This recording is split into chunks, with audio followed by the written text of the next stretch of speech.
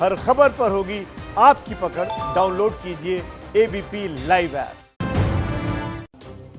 तो अयोध्या पर अंतिम फैसले का दिन है आज। 6 दिसंबर 1992 को अयोध्या में विवादित ढांचा गिराया गया था। उस विवादित ढांचे को गिराए जाने के 28 साल बाद आज अयोध्या में अंतिम फैसले की घड़ी। सीबीआई की स्पेशल कोर्ट है, थोड़ी ही देर में फैसला आने वाला है। विवादित ढांचे को गिराने के मामले में यह फैसला आ जाएगा। जज एसके यादव अदालत पहुंच चुके हैं। आरोपियों का भी कोर्ट पहुंचना शुरू हो चुका है। जय भगवान गोयल, रामजी गुप्ता, अमरनाथ गोयल ये अदालत पहुंच चुके हैं। आपको बता दें, इस मुकदमे में लाल कृष्ण आडवाणी, मुरली मनोहर जोशी, उमा भारती, कल्याण सिंह, ये बीजेपी के वो बड़े चेहरे, बड़े नेता जो रहे आरोपी इस मामले में। कुल 49 आरोपी, 17 आरोपियों की मौत हो चुकी है। बाकी बचे 32 मुख्य आरोपियों पर आज फैसले की घड़ी। आज फैसला आना है। मुख्य आरोपियों में बीजेपी के वरिष्ठ नेता लाल कृष्ण आडवाणी, मुरली मनोहर जोशी, उमा भारती, कल्याण सिंह, विनय कटियार, रामविलास वेदांती, ब्रजभूषण शरण सिंह जैसे बड़े बड़े नाम शामिल हैं। इनमें कई बीजेपी के बड़े नेता, कई वीएचपी से जुड़े हुए बड़े चेहरे, कई देश के जाने माने बड़े साधु संत हैं। इनके अलावा महंत नृत्य गोपाल दास, चंपत राय, साध्वी ऋतंबरा, महंत धर्मदास मुख्य आरोपी हैं। अच्छा देखिए, लालकृष्ण आडवाणी, मुरली मनोहर जोशी, उमा भारती, महंत नृत्य गोपाल दास और कल्याण सिंह कोर्ट में हाजिर नहीं हो रहे हैं। ये जानकारी आपको दे दें कि जब फैसला आना होता है तो जो आरोपी हैं उनको कोर्ट में हाजिर रहना होता है, लेकिन इस वक्त ये आरोपी कोर्ट में हाजिर नहीं हो रहे। सतीश प्रधान भी हाजिर नहीं हो रहे। प्रधान इस वक्त थाने में उनके घर में हैं और बीमार हैं। और ये बाकी आरोपी जो अदालत में हाजिर नहीं हो रहे वो दरअसल कोरोना काल, संकट काल और बढ़ती उम्र की वजह से अदालत में हाजिर नहीं हो रहे हैं आज फैसले की घड़ी में। 28 साल बाद 6 दिसंबर 1992 के मामले में यह बड़ा फैसला आ रहा है। और अब एक बार फिर आज अयोध्या में अंतिम फैसले का दिन है। लगातार आपका चैनल एबीपी न्यूज इस बड़ी खबर पर बना हुआ है। ये वो बड़े चेहरे जिन पर फैसला आना है।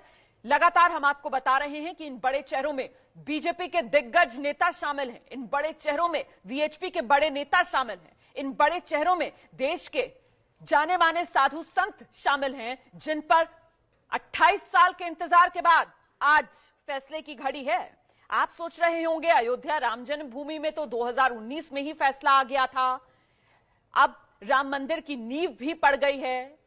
ऐसे में आज के इस फैसले का मतलब क्या है, तो आप जान लीजिए कि ये मामला जो है वो दरअसल मामला ढांचे को गिराने का मामला है, जिसमें आज फैसला आ रहा है। आप देख सकते हैं इस वक्त मेरे साथ खास मेहमान मौजूद हैं। मेरे वरिष्ठ सहयोगी दिबांग स्टूडियो में मेरे साथ मौजूद हैं। हमारे साथ राम कृपाल सिंह साहब मौजूद हैं, पूर्व संपादक नवभारत टाइम्स के। इसके अलावा हमारे साथ मौजूद हैं इंडिया मुस्लिम फाउंडेशन के अध्यक्ष शोएब जमई और देवकी नंदन ठाकुर जी, आध्यात्मिक गुरु को भी आप देख रहे हैं हमारे साथ जुड़ गए हैं इस वक्त। साथ ही मेरे 3 सहयोगी निपुण सहगल, अंकित गुप्ता और विजय विद्रोही इस वक्त हमारे साथ बने हुए हैं। सबसे पहले आपको लेकर चलते हैं सीधे निपुण सहगल के पास, क्योंकि अदालत में क्या कुछ होगा, किस तरीके से फैसला आना शुरू होगा, उसकी बारीकियां हमें बताएंगे निपुण सहगल। कब आना शुरू होगा फैसला?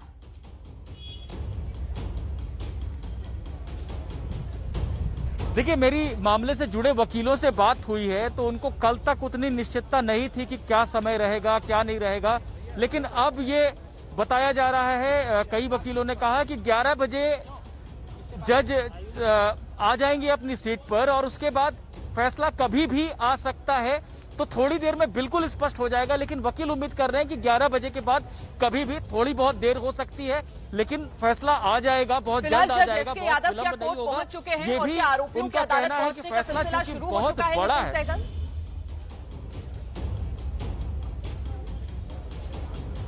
बिल्कुल बिल्कुल, जज एसके यादव कोर्ट पहुंच चुके हैं अभी से करीब 20 मिनट पहले, और जो आरोपी हैं वो भी एक एक करके लगातार यहां पर पहुंच रहे हैं। चंपत राय, जय भगवान गोयल, विनय कटियार यहां पर पहुंचे हैं। कई आरोपी, कम से कम 10 से 15 आरोपियों को मैंने अलग अलग यहां पर अंदर दाखिल होते हुए देखा है। टोटल जो है 32 आरोपी हैं 32 के 32 तो यहाँ पर उपस्थित नहीं होंगे। उनके वकील जो है कोर्ट को एक आवेदन भी देंगे, औपचारिक रूप से बताएंगे। ये सब भी होगा फैसला सुनाने से पहले, क्योंकि जज को आधिकारिक रूप से ये बताया जाना जरूरी है कि कौन नहीं आ पाया है। और उनका चूंकि आखिरी दिन है कार्यकाल का उनके, ऐसे में फैसला तो आज ही आएगा। नहीं तो सीआरपीसी के प्रावधानों के तहत आरोपियों की मौजूदगी में ही फैसला पड़ा जाता है, पर इस औपचारिकता का इंतजार जज नहीं करेंगे और या तो वीडियो कॉन्फ्रेंसिंग के जरिए जोड़ा जाएगा आरोपियों को जो नहीं आ पाए हैं, या फिर सीधे फैसला पढ़ दिया जाएगा वकीलों के आश्वासन पे कि फैसला उन तक पहुंचाया जाएगा। तो 11 बजे के बाद कभी भी फैसला आ सकता है और फैसला आज ही आएगा। बहुत लंबा नहीं पढ़ा जाएगा, ऐसा वकील उम्मीद जता रहे हैं, क्योंकि बहुत लंबा फैसला है, उसका ऑपरेटिव हिस्सा ही पढ़ा जाएगा। ऐसे में फैसला जब पढ़ना शुरू किया जाएगा तो हो सकता है थोड़ी देर में सब कुछ पता चल जाए कि कौन दोषी है कौन नहीं है। आप रहिए मेरे साथ, में लौटूंगी आपके पास। जरा जल्दी से दर्शकों को सीधे अयोध्या लेकर चलते हैं, क्योंकि अयोध्या नगरी से हमारे साथ विजय विद्रोही मौजूद है और जानते हैं विजय जी से कि आज अयोध्या पर जब अंतिम फैसले की घड़ी है तो नब्ज उन्होंने अयोध्या की टटोली होगी। क्या कह रही है अयोध्या नगरी, विजय जी?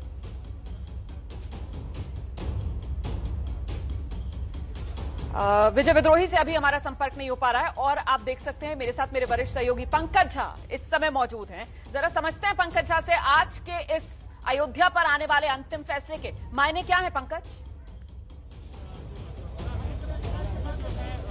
देखिए, मायने बहुत ज्यादा नहीं रह जाते हैं। 6 दिसंबर 1992 की जो घटना थी, जो विवादित ढांचा गिराया गया था, जिसके बारे में सुप्रीम कोर्ट ने कहा था कि बड़ा ये दुर्भाग्यपूर्ण रहा है, और उसके बाद सुप्रीम कोर्ट ने, चूंकि मामला बहुत 28 सालों से लंबा इधर उधर घसीट रहा था, रायबरेली ललितपुर से होते हुए लखनऊ पहुंचा था, उसके बाद कहा गया कि 2 साल में इस फैसले को सुना देना है। और आज जज आ गए हैं यहाँ, जो स्पेशल सीबीआई कोर्ट है, कई आरोपी भी यहाँ आ गए हैं। 2 तरह के मुकदमे हैं, एक तो आपराधिक साजिश की बात है और एक भीड़ को उकसाने वाली बात है। लेकिन सीबीआई ने जो गवाह पेश किए हैं, जो कुल 351 गवाहों की बात की जा रही है, उसमें से अधिकतर लोगों ने जो बात कही है घुमा फिरा के, उसमें से इन आरोपियों के खिलाफ आरोप साबित करना बड़ा मुश्किल होगा, जो जानकारी मिल रही है।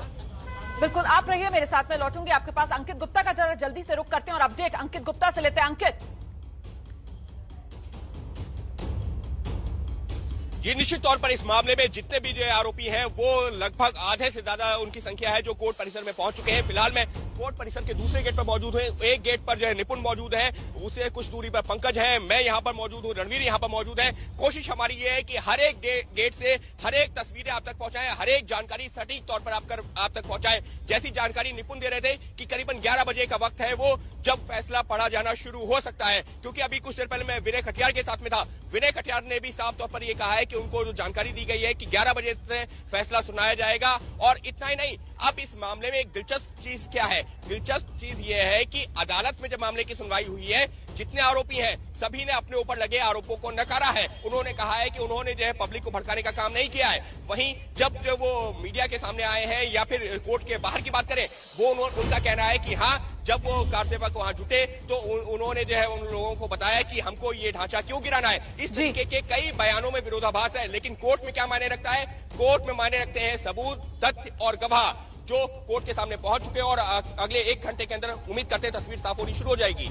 आप रहिए मेरे साथ। कोर्ट में मायने रखते हैं सबूत, तथ्य और गवाह, और उन्हीं के आधार पर 28 साल बाद ये फैसला। इस वक्त शिवसेना के नेता संजय राउत की प्रतिक्रिया आ रही है, जरा सुन लीजिए। ट्रस्ट को दी गई और जिस दिन प्रधानमंत्री हमारे मोदी साहब ने राम मंदिर का जाकर भूमि पूजन किया, उस वक्त ये बाबरी का जो स्पेशल कोर्ट था मौत खत्म हो। अगर कानूनन हमने राम मंदिर का भूमि पूजन किया है तो बाबरी की केस ही खत्म होती है। हाथरस बद्दल का म्हणाल? हाथरस सारख्या घटना तो सुन रहे थे आप संजय राउत को। मुझे लगता है दिबांग को यहां पर आना चाहिए। दिबांग, जो बात यहां संजय राउत कह रहे थे कि जब कानूनन राम जन्मभूमि का पूजन हो गया फिर इस केस के मायने बचते ही नहीं हैं। जी, ये संजय राउत का स्टैंड है, एक तरीके से शिवसेना का ये शुरू से स्टैंड है। लेकिन बहुत महत्वपूर्ण यहाँ पर यह समझना है कि पिछले साल 9 नवंबर को जो फैसला आया सुप्रीम कोर्ट का, उसमें कोर्ट ने कहा ये जो हुआ ये एक कैलकुलेटेड एक्ट था। मैं ये बिल्कुल जो आदेश है उसी को पढ़ के बता रहा हूं। और ये ब्रीच ऑफ कोर्ट सरकार, जो कोर्ट में कहा गया था उसका उल्लंघन था, सरासर उल्लंघन था। ये सोच समझकर किया हुआ कदम था और इस तरह से ये गिराने को सुप्रीम कोर्ट ने बहुत साफ साफ किसी कोर्ट ने कहा तो वो सुप्रीम कोर्ट ने कहा, जो देश की सबसे बड़ी अदालत है। अब सुप्रीम कोर्ट ने ये तब कहा, जो ये संजय राउत जो कह रहे हैं, ये तब कहा जब उसी आदेश में कोर्ट ने ये फैसला किया कि किसको कितनी जमीन मिलेगी। उसी आदेश में अगर सुप्रीम कोर्ट इसको गलत बता रहा है, इसको गलत मान रहा है, इसको कानून का उल्लंघन मान रहा है, ये मान रहा है कि इससे मुसलमानों को एक प्रेयर की जगह नहीं मिली, तो उस बात को भी ध्यान में रखने वाली बात है। अगर ये सरासर गलत था, उल्लंघन था, तो उसका दोषी कौन था, इस पर भी फैसला होना चाहिए, ये भी तय होना चाहिए। मेरे ख्याल से ये संजय राउत को एक तरीके से जवाब है। बिल्कुल। देवकीनंदन ठाकुर जी, आपकी प्रतिक्रिया सर? देखिए, सबसे पहले तो मैं कानून जो भी ऑर्डर देगा, जो भी निर्णय लेगा, उसका हम आदर करेंगे। और ये हमेशा से हमारे भारतीय संस्कृति में रहता ही है कि जब भी कोई कानून की प्रक्रिया होती है तो हम कानून का और कोर्ट का पूर्णतः से पालन करते हैं। लेकिन इस बात के पीछे एक बात और समझनी होगी। रामायण के इस राम अयोध्या के कांड को समझने के लिए हमें थोड़ा सा महाभारत के प्रकरण को भी समझना चाहिए। महाभारत में भी एक बहुत बड़ा युद्ध हुआ था और महाभारत में युद्ध हुआ था कौरव और पांडवों के बीच में, और वो युद्ध का पूरा जो श्रेय था भगवान श्री कृष्ण ने उसे दूर करने की भी कोशिश की, लेकिन जब नहीं कर सके तो गीता के उपदेश देकर अर्जुन को वो युद्ध करवाया भी और पांडवों को वो युद्ध जितवाया भी। अब आप कह रहे होंगे यहाँ इस चीज का क्या मतलब है, मैं मतलब समझाता हूँ। दुर्योधन जो जबरदस्ती और पांडवों की उस संपत्ति को, राज्य को हड़प लिया और उसके बाद में वो नहीं, 1 इंच जमीन देने को तैयार नहीं था, वैसे ही बाहरी आक्रांताओं ने आके हिंदू मंदिरों को तोड़ा और जगह जगह पर तोड़ तोड़ के हिंदू मंदिरों को अपने अपने, उन्होंने जो भी पूजने का अपना स्थान होता है वो बनाया। लेकिन आज अगर मेरे घर में कोई घुसे और मेरे घर में घुस के अपना बना दे और कह दे मेरा घर है, तो मैं अपने घर की सुरक्षा करने के लिए या समाज में अगर मैं बात उठाऊं, आपके चैनल पे आके मैं ये बात उठाऊं कि भाई मेरे घर में ये जबरदस्ती बैठा हुआ है, तो ये गलत नहीं है।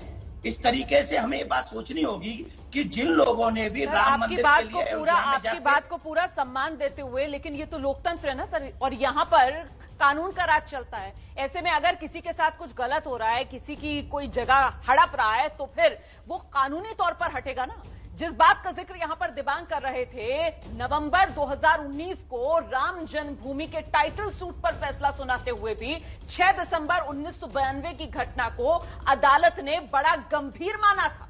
अदालत ने अवमानना का इसको मामला एक तरीके से मानते हुए कि जो आश्वासन अदालत को दिया गया उसका उल्लंघन हुआ, इस तरीके से गंभीर सवाल उस 6 दिसंबर 1992 वाली घटना पर खड़े किए थे। इसीलिए आज का ये अयोध्या पर अंतिम फैसला कितना महत्वपूर्ण। तो अयोध्या पर अंतिम फैसला 6 दिसंबर के मामले में ये बड़ा फैसला जो आज लखनऊ में अदालत सुनाने वाली है। सीबीआई कोर्ट, जज एसके यादव अदालत पहुंच चुके हैं। आरोपियों के पहुंचने का सिलसिला शुरू हो गया है। कुछ ही पल में ये फैसला आना शुरू हो जाएगा। इसी पर ये सबसे बड़ी कवरेज आप देख रहे हैं। मेरे साथ रामकृपाल सिंह जी, वरिष्ठ पत्रकार, पूर्व संपादक नवभारत टाइम्स, इस वक्त मौजूद हैं। और रामकृपाल सर, 2 तरीके के जो व्यूज हैं वो सामने निकल कर आ रहे हैं। एक पक्ष ये कह रहा है कि देखिए, जब राम मंदिर बनाने का फैसला आ चुका है तो ऐसे में आज का ये फैसला ज्यादा महत्व रखता नहीं है, और दूसरा पक्ष ये कह रहा है कि नहीं, कानूनी नजीर पेश करने के लिए आज का फैसला बेहद महत्वपूर्ण। आप किस तरीके से देख रहे हैं? देखिए, ये लोकतंत्र है हमारा, और लोकतंत्र में कोई भी फैसला अदालत का ही आखिरी फैसला होता है, और जो कानून है आज की तारीख में उनका सम्मान करना सब नागरिकों का ये कर्तव्य है। और हर मामले पर, इस मामले पर भी हमेशा दोनों पक्ष ने कहा था जो भी अदालत का फैसला आएगा हम उसे स्वीकार करेंगे। मंदिर निर्माण का या जो भी फैसला आया है उसका इससे जोड़ के देखा जाना उचित नहीं है। देखिए, एक अपराध का मामला ये चल रहा था, इसमें जो भी अपराधी हैं, अगर कोई पाया जाता है, जो भी चीज होती है, मुझे लगता है कि हमें एक जो भी कुछ हुआ है अगर उसके लिए कोई दोषी पाया जाता है तो ये सबको सिर झुका करके इस फैसले का सम्मान करना पड़ेगा। ये हमारा चॉइस नहीं है, कंपल्सन है। किसी भी लोकतंत्र को चलने के लिए ये बुनियादी शर्त होती है। इसलिए ये कहना कि चूंकि ऐसा हो गया है इसलिए हम, जो अतीत में हुआ था, देखिए इतिहास का बदला अब नहीं। दिक्कत आ रही है कुछ तकनीकी, हम दोबारा रुक करेंगे रामकृपाल जी का, छोटे से ब्रेक के लिए यहां पर रुक रहे हैं। देखिए, आपको समझना इस बात को होगा कि नवंबर 2019 में जो फैसला आया था वो टाइटल सूट को लेकर आया था, और आज जो फैसला आ रहा है वो 6 दिसंबर 1992 को अयोध्या में जो विवादित ढांचा गिराया गया था उसे लेकर ये मामला है। ये आपराधिक मामला है और इसमें कुल 2 तरीके के एंगल्स, एक क्या आपराधिक साजिश रची गई और उसके तहत इस विवादित ढांचे को गिराया गया, और दूसरा ये कि क्या भीड़ को उकसाया गया और उसके तहत ये ढांचा 6 दिसंबर 1992 को अयोध्या में जमींदोज हो गया। इसी पर फैसला आना है। जज एसके यादव पहुंच चुके हैं अदालत, और साथ ही साथ बड़े आरोपी उनके पहुंचने का सिलसिला शुरू हो चुका है। आपको बताती चलूं, साध्वी रितंबरा, चंपत राय, विनय कटियार, जय भगवान गोयल, ये वो तमाम बड़े आरोपी हैं जो इस वक्त अदालत के भीतर मौजूद हैं। अयोध्या पर अंतिम फैसले की घड़ी आ गई। 6 दिसंबर 1992 को जो विवादित ढांचा ढहाया गया था अयोध्या में, उसी मामले पर 28 साल बाद, मतलब 10,161 दिन बाद आज फैसला। आपको बता दें, फैसला थोड़ी ही देर में आएगा। फैसला सुनाने वाले जज साहब एसके यादव अदालत में पहुंच चुके हैं, और साथ ही बड़े आरोपियों के पहुंचने का सिलसिला भी शुरू हो चुका है, जिसमें साध्वी रितंबरा, महंत धर्मदास कोर्ट पहुंच चुके हैं, विनय कटियार कोर्ट पहुंच चुके हैं, चंपत राय कोर्ट पहुंच चुके हैं। जल्दी से आपको सीधे लेकर चलते हैं, मेरे साथ मेरे सहयोगी तमाम जुड़े हुए हैं। सबसे पहले निपुण सहगल का रुख करते हैं और जानते हैं निपुण सहगल से किस तरीके से हलचल बढ़ रही है। निपुण,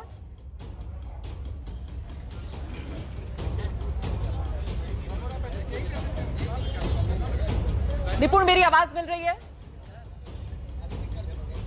निपुण से हमारा संपर्क नहीं हो पा रहा है, लेकिन मेरे वरिष्ठ सहयोगी पंकज झा भी वहीं पर मौजूद हैं, और यही सवाल पंकज झा से। अच्छा, तस्वीरें भी हम आपको दिखा रहे हैं। साध्वी रितंबरा जिस समय पहुंच रही थी उस वक्त की ये तस्वीर है। पंकज, तमाम ये वीवीआईपी आरोपी हैं जिनके पहुंचने का सिलसिला शुरू हो गया है। जज साहब भी भीतर मौजूद हैं, और आखिरकार 28 साल बाद वो घड़ी आ गई।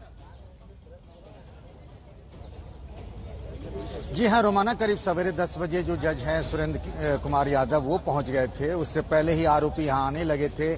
कई आरोपी आ चुके हैं। जो अब तक मुझे जानकारी मिली है, अंदर कोर्ट से करीब 18 आरोपी अब तक पहुंच चुके हैं। आप जैसा कि जानती हैं रोमाना कि 6 जो लोग हैं, लालकृष्ण आडवाणी और मुरली मनोहर जोशी समेत कल्याण सिंह, ये लोग नहीं आ रहे हैं। उनको पेशी में न आने की छूट दी गई है अपनी निजी वजहों के कारण। और 11 बजे के बारे में बताया जा रहा है कि जज साहब जब बैठेंगे और उसके बाद फैसला सुनाया जाएगा। जो जानकारी मिल रही है कि एक लंबा चौड़ा फैसला है, 2000 पेज का, जिसमें तमाम गवाह, बयान, तथ्य, जीरा, जो भी चीजें हुई हैं पिछले 28 सालों में, वो उन सब का लेखा जोखा है। करीब 10-15 मिनट तक जज अपना फैसला सुनाएंगे। और आपको बताऊं, बीजेपी के 3 सांसद, अयोध्या के जो हैं फैजाबाद के सांसद लल्लू सिंह, उसके अलावा ब्रजभूषण शरण सिंह, उन्नाव के सांसद हैं साक्षी महाराज, इन तीनों पर खास नजर होगी हमारी। क्योंकि आपको एक बताऊं कि अगर 2 साल से अधिक की इन्हें सजा हो जाती है, दोषी करार दे दिए जाते हैं, तो फिर इनकी सांसदी पर भी खतरा हो सकता है। बहुत सारे एलिमेंट हैं। 120 भी यानी आपराधिक साजिश का भी मुकदमा है कुछ लोगों पर। कुछ लोगों पर यह मुकदमा है कि उन्होंने भीड़ को उकसाया है। तो 11 बजे जब जज बैठेंगे, इन सारी चीजों पर फैसला आएगा, और उस फैसले पर हम सबकी नजर है। आप रहिए मेरे साथ, जल्दी से दर्शकों को लेकर चलते हैं सीधे अयोध्या नगरी। विजय विद्रोही हमारे साथ मौजूद हैं अयोध्या से। अयोध्या पर ही ये सबसे बड़े फैसले का दिन है। विजय जी, अयोध्या नगरी की आपने नब्ज टटोली, क्या कह रही है अयोध्या? ये देखिए, रोज की तरह अयोध्या शांत है। लोग इंतजार कर रहे हैं फैसले का। कुछ लोगों को इंतजार नहीं भी है फैसले का। मेरी कुछ लोगों से बात हुई तो लोगों का कहना है कि अब फैसला जो भी आए कोई फर्क नहीं पड़ता, क्योंकि उनका असली मकसद राम मंदिर के निर्माण से जुड़ा हुआ था, और राम मंदिर के निर्माण का सिलसिला अब शुरू हो गया है। ऐसे में अगर प्रतिकूल फैसला आता है तो भी राम मंदिर के निर्माण की रफ्तार में कोई असर नहीं पड़ने वाला, और पक्ष में फैसला आता है तो भी कोई फर्क पड़ने वाला नहीं है। हाँ, हैरानी की बात है कि कुछ लोग जरूर, जो अंसारी बंधु के घरों में अवैध जो निर्माण हुआ है, जो बुलडोजर चलाया जा रहा है, रोज टीवी चैनलों पे दिखता है सुबह से शाम तक, उस बुलडोजर चलाए जाने की बात भी इस राम मंदिर के फैसले के साथ साथ कर रहे हैं। जहां तक पुलिस और सुरक्षा प्रबंध की बात है तो रोजमर्रा की तरह है। जहां जहां बैरिकेड्स पे पुलिस पहले रहती थी वहां पुलिस है, और आवाजाही में या टोका टाकी किसी तरह की ऐसी नहीं हो रही है।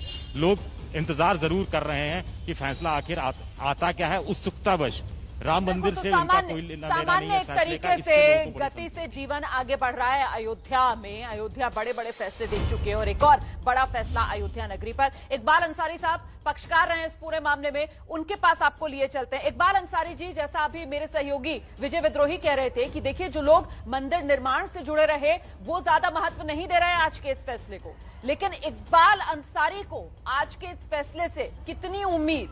क्या इकबाल अंसारी को लगता है कि आज का ये फैसला कानूनी नजीर पेश कर सकता है? इकबाल अंसारी,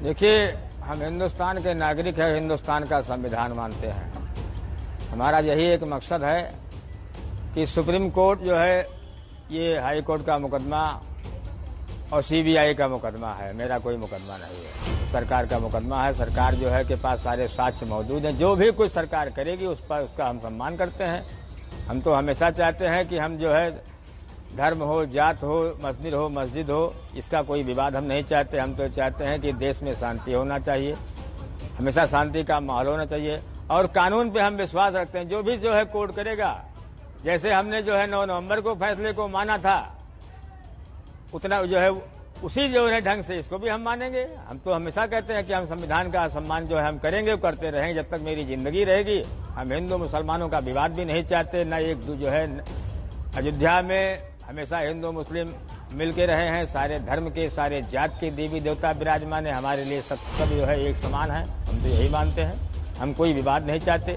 जो भी कोर्ट करेगा उसको हम मानेंगे। मुझे लगता है शोएब जमई को भी आना चाहिए। एक प्रतिक्रिया शोएब जमई आपकी आज के इस फैसले पर। देखिए रोमाना जी,